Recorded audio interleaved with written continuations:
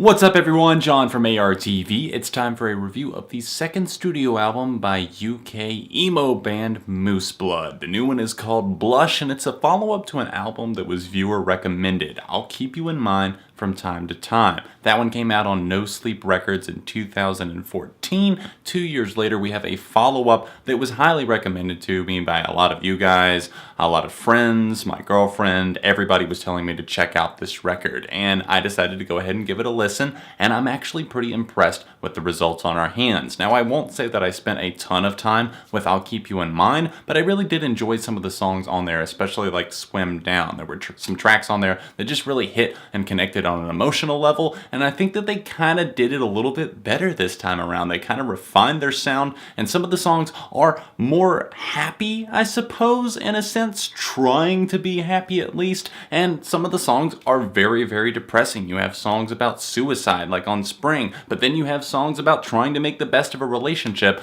on tracks like Honey, and even Knuckles. There's really optimistic parts of this album, and I love that an emo band can pull that off. People have compared them from everything from Brand New to Jimmy Eat World, and I don't necessarily hear a ton of those influences, maybe in some of Brand New's early stuff, I guess if you want to compare it to that, but I'm not here to make comparisons. I'm here to talk about this new Moose Blood record. Now, obviously you guys have been enjoying it because you've been sending it to me, tweeting it to me, and that sort of thing, and I'm not exactly sure which ones are becoming fan favorites as of now, but there are some pretty standout tracks on here that I see myself coming back to in the future. But unfortunately for Blush, sometimes the more you listen to something, the less you like it, or I guess the more you dive into it, the less you like it. And whenever I started peeling apart some of the lyrics on this record, reading along with it, and just it didn't quite add up in places. There's a track that I really enjoyed right off the bat called Glow, but once I actually started kind of humming along, singing along to the lyrics, I was like, you know, taking the boat out, take it too far, take it too far. That's the chorus. It doesn't really hit quite as hard, unfortunately. I still love the guitar tone on that track. It's really, really catchy. The whole guitar solo on that. There is splendid guitar work all throughout. It's very steady, consistent. There's a lot of awesome bass work. One bass line in particular really swept me off my feet. The one on Sway is just fantastic. It's kind of like a mellow 80s gloom that meets with a modern punk or emo twist,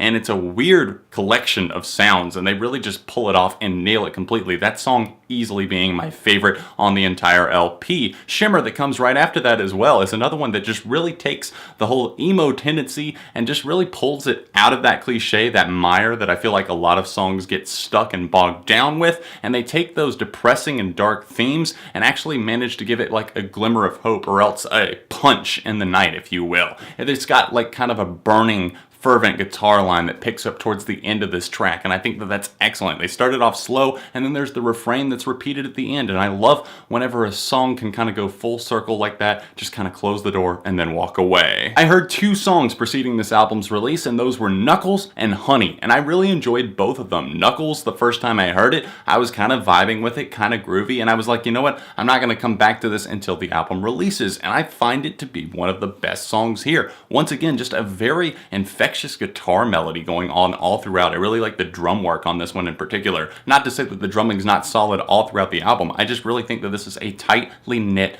band from the UK that are just playing really solid alternative and emo music, and I love the fact that the backing parts of this song are so well done. Even if I don't like maybe the vocals or the lyrics on a song, I can at least appreciate the instrumentation. Those two tracks I just mentioned come right near the beginning of Blush, but I also wanted to highlight the opening track that precedes both of those. Pastel is the name of that song, and I like how it's aggressive, much more aggressive than a lot of the tunes on this record, but also still very assertive with the message that it wants to get across here. I like how they put it kind of in your face, that searing guitar line, just very passionate, and the lyrical content, and obviously the vocal performance on this track, just very top-notch and intense. I really like that, but they also kind of set the pace for what's to come on this record. There's gotta be those more angst-driven tracks, but also there's some more downtrodden stuff that mixes it up as well. Tracks like Sway, which is just very danceable. It makes sense. It goes with the title. I like how they just stuck to the whole one-word title thing, by the way. That's kind of cool. An entire album with just one-word songs, even a one-word album title. Shimmer also lands in that territory as well, but I like how they kind of shift gears, don't really stay in that for the entire song. Like I talked about early, kind of a picking up guitar line that closes out this song, and even the track that comes right after that, just kind of a haunting tune that does slow things down, show the other side of this record, much more emotional. It seems to be about a suicide of a friend or maybe a family member, and it's really depressing in a way. I can't say that I really click with it on a musical level. It just feels way too familiar, like I've heard this before, and even the way he's getting across the story here, I understand what's going on. I understand that it's a very tough situation, something that's hard to talk about,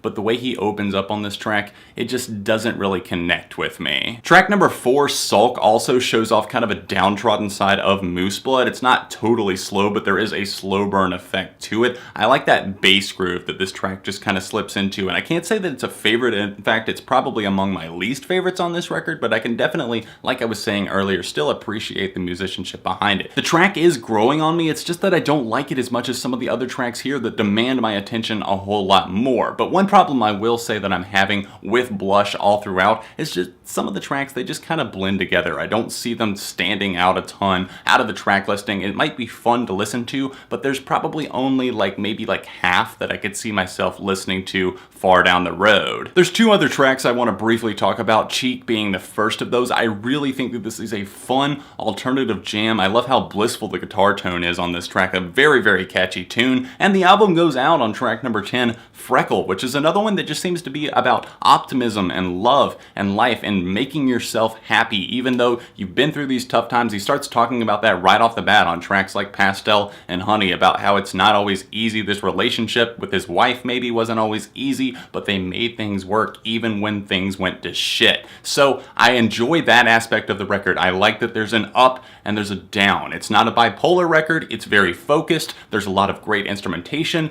but the songs don't always pop and just stand out. For me personally, I'm going with a strong 3.5 out of 5 for the new Moose Blood record, Blush. Oh, if you guys have heard this one, let me know your thoughts on it in the comments section down below. It is late at night. I am knocking out this review. I hope you enjoyed it. Knock out that like button for me while you're here. Subscribe to the channel because friends, they don't let friends go unsubscribed. You guys know that at this point. Make sure to share the channel out with a friend to help the community keep growing. If you're curious on how you can help out the channel, you can support on Patreon, top link in the description down below. You can check out 2 of my recent videos by clicking the little annotations directly below me, and all of my social media, yeah, that's in the description. Thanks so much for watching, guys, and I will see you next time right here on ARTV.